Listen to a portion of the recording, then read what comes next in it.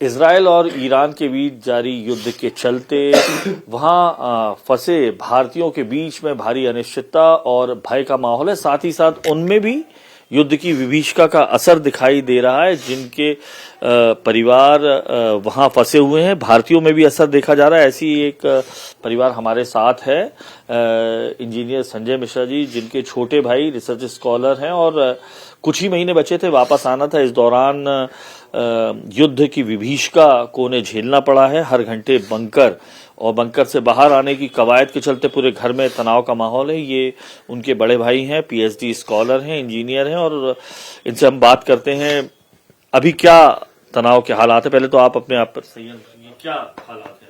देखिए, वहाँ की स्थिति जो लगातार वहाँ हमले हो रहे हैं, हर दूसरे घंटे में, कभी हर घंटे में, ना उनको खाने का समय मिल पा रहा है। भले बंकरों में व्यवस्थाएं होती है, ना खाने का समय मिल पा रहा है, ना सोने का समय मिल पा रहा है। अभी मेरी चर्चा हुई थी भाई से, मैं हर आधे घंटे में भाई को फोन लगाता रहता हूँ। कभी कभी अगर बंकर में है तो वहां पे फोन पर भी बात नहीं होती, तब और ज्यादा चिंता बढ़ जाती है।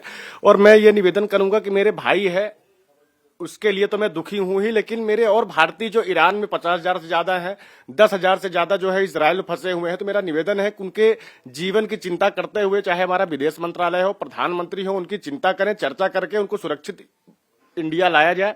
और मेरा भाई जो भी आने वाला था नवरात्रि में, लेकिन ऐसी लड़ाई में, ऐसी घटनाओं के बीच वो फंसा हुआ है।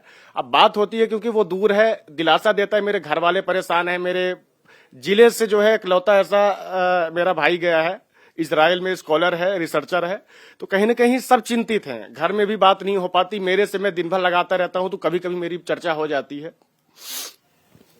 आपकी फैमिली कहाँ, रीवा में रहती है? मेरी फैमिली रीवा में ही रहती है। मेरे दादा दादी, मम्मी पापा, चाचा चाची और सभी छोटे भाई बहन हैं। अभी ये जो फोन पे रोते हुए आपकी फोन आया था, मदर और सिस्टर का फोन था जो रो रही थी? हाँ, अभी मम्मी का आया था, अभी भाई का ही फोन आ रहा है। 1 मिनट। हाँ सैलन, हाँ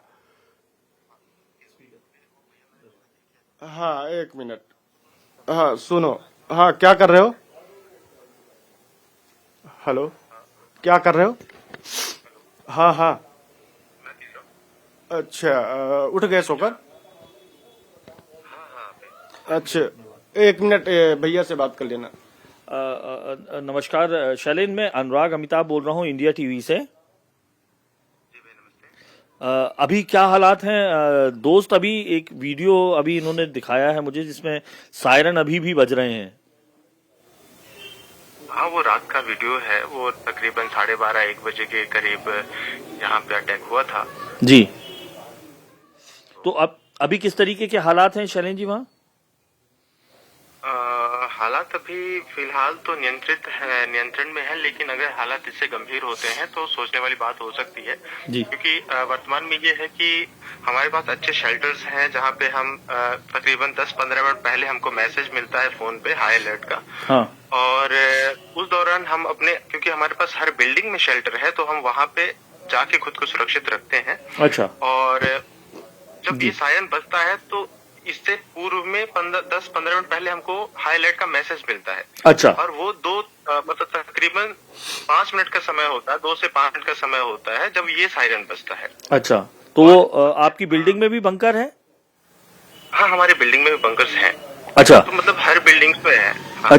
तो वो बंकर में क्या जो खाने पीने का सामान और क्या क्या चीजें मौजूद रहती हैं, आप बताएंगे?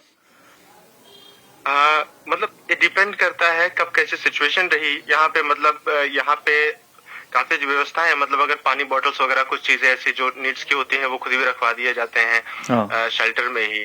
हाँ। और जब जैसे रिक्वायरमेंट होती है तो हमको दे दिया जाता है। जी। तो मन में कुछ अनिश्चितता का माहौल है, डर टाइप का ऐसा लग रहा है?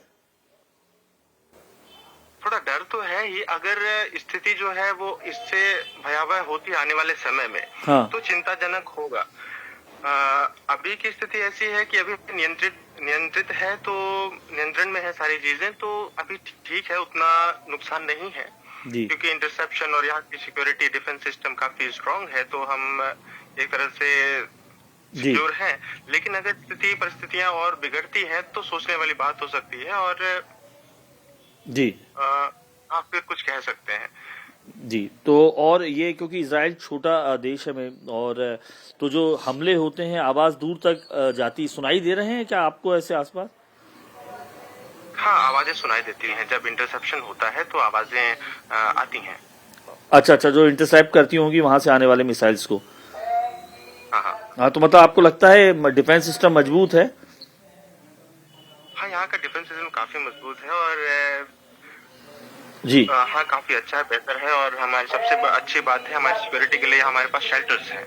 यहाँ जी पे जी ऐसी कोई विशेष समस्याएं ऐसी नहीं है। अगर जैसा कि मैंने अभी पहले बताया कि अगर परिस्थितियां और बिगड़ती हैं जी। तो सोचने वाली बात हो सकती है और गंभीर हो सकती है और आने वाले समय में। अच्छा, लगातार तमाम जो भारतीय वहां फंसे हैं उनसे संपर्क हो रहा है आपका?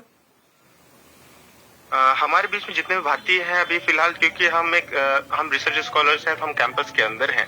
हाँ तो हमारी सिचुएशन थोड़ा अलग हो सकती है, लेकिन हमसे अलग उनकी सिचुएशन हो सकती है जो बाहर कार्यरत हैं, जो अलग अलग पेशे में हैं। तो उनके लिए अलग चीजें हो सकती हैं जी। तो सिक्योरिटी के बारे में भी मुझे ज्यादा जानकारी नहीं है। हाँ। लेकिन हम लोगों का जो है वो हम लोग अभी सिक्योर है, क्योंकि हम कैंपस के अंदर हैं और शेल्टर के पास रहते हैं। जी, हमें जी। कोई दिक्कत नहीं है। जी, तो ये विदेश मंत्रालय या भारत सरकार के किसी मंत्रालय से संपर्क वगैरह वहां आप लोगों को पता चल रहा है? हमारे नोडल्स जो है वो लगातार संपर्क जी। में है यहाँ के। हाँ जी तो जो कॉन्सुलेट्स हैं, इंडिया के कॉन्सुलेट हैं, उनसे संपर्क में है। तो जो जैसा इन्फॉर्मेशन होता है वो साझा करते हैं। जी जी और ठीक। जैसे कि पिछले वॉर के समय में भी ऐसा हुआ था। तो समय रहते जो जैसा हम चर्चा में बने थे उनके साथ, और समय रहते ही इवैक्यूएशन का प्रोसेस उन्होंने शुरू कर दिया था। चलिए, अपना ध्यान रखिए और जितने साथ में जो भारतीय मित्र हैं उनका भी ध्यान रखिए। और अपने भाई आपके काफी चिंतित हैं, मतलब बड़े भाई हैं, तो माता जी वगैरह लगातार कॉल कर रही है, थोड़ा उनको भी दिलासा दिए और आप भी हिम्मत रखिए ना। भारत सरकार और तमाम सारे जितने भारतीय हैं सब आपके साथ ही हैं। लीजिए ठीक है। हाँ ठीक है, अच्छे से रहो। जैसी स्थिति लगे तो कोशिश करके जो है। हाँ ठीक है, चलो आराम से अभी।